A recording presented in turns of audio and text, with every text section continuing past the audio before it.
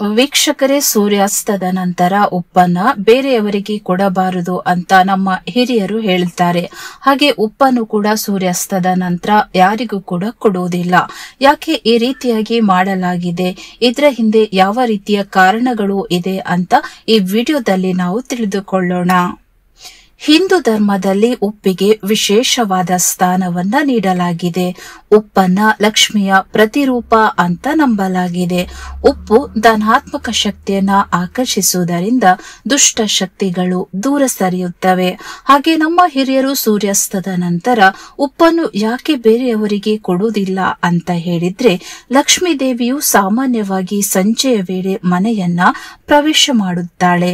ಲಕ್ಷ್ಮಿಯನ್ನ ಉಪ್ಪಿನ ರೂಪದಲ್ಲಿ ಕೂಡ ನಾವು ನೋಡುತ್ತೇವೆ.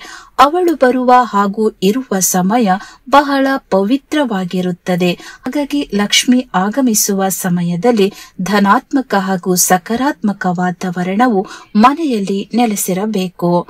ಉಪ್ಪನ್ನು ಲಕ್ಷ್ಮಿಯ ಸ್ವರೂಪ ಎಂದು ನಂಬಿರುವುದರಿಂದ ಸಂಜೆಯ ಹೊತ್ತು ಇತರರಿಗೆ ಉಪ್ಪನ್ನ ಯಾವತ್ತೂ ಕೊಡಬಾರದು.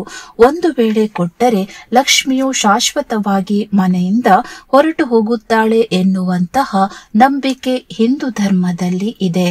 ಹಾಗೂ ಸಂಜೆಯ ಸಮಯದಲ್ಲಿ ಸೂರ್ಯನ ಕಿರಣಗಳು ಅಸ್ತಂಗತವಾಗುತ್ತೆ. ಆವಾಗ ಸಾಕಷ್ಟು ಋಣಾತ್ಮಕ ಶಕ್ತಿ ಪ್ರವೇಶ ಪಡೆದುಕೊಳ್ಳುವ ಸಾಧ್ಯತೆಗಳು ಇರುತ್ತೆ. ಹಾಗಾಗಿ ಸಂಜೆಯ ವೇಳೆಗೆ ಧನಾತ್ಮಕ ಕೆಲಸಗಳನ್ನ ಮಾಡಬೇಕು ಎಂದು ನಮ್ಮ ಶಾಸ್ತ್ರ ಹೇಳುತ್ತೆ. ಇದಿಷ್ಟೇ ಅಲ್ಲದೆ ಉಪ್ಪನ್ನು ಯಾವತ್ತೂ ನೆಲಕ್ಕೆ ಚೆಲ್ಲಬಾರದು. ಅಥವಾ ಅನಿರೀಕ್ಷಿತವಾಗಿ ಕೈಯಿಂದ ಉಪ್ಪು ಜಾರಿ ಬಿದ್ದರೆ ದುರದೃಷ್ಟ ಅಂತ ಹೇಳುತ್ತಾರೆ. ಉಪ್ಪನ್ನ ಚೆಲ್ಲಿದರೆ ಅದರಲ್ಲಿ ಕಣಗಳಷ್ಟೇ ಕಣ್ಣೀರನ್ನ ಸುರಿಸಬೇಕಾಗಿ ಬರುತ್ತೆ ಅಂತ ನಂಬಲಾಗಿದೆ.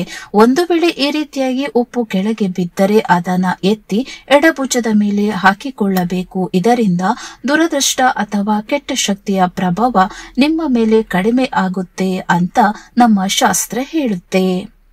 ವೀಕ್ಷಕರೇ, ಇದಿಷ್ಟು ಉಪ್ಪಿನ ಬಗ್ಗೆ ಇರುವಂತಹ ಒಂದು ಸಂಕ್ಷಿಪ್ತವಾದ ಮಾಹಿತಿ. ಈ ವಿಡಿಯೋ ನಿಮ್ಗೆ ಇಷ್ಟವಾದ್ರೆ ಪ್ರೀತಿಯಿಂದ ನಮ್ಮ ಚಾನೆಲ್ ಅನ್ನ ಸಬ್ಸ್ಕ್ರೈಬ್ ಮಾಡಿ. ಧನ್ಯವಾದ.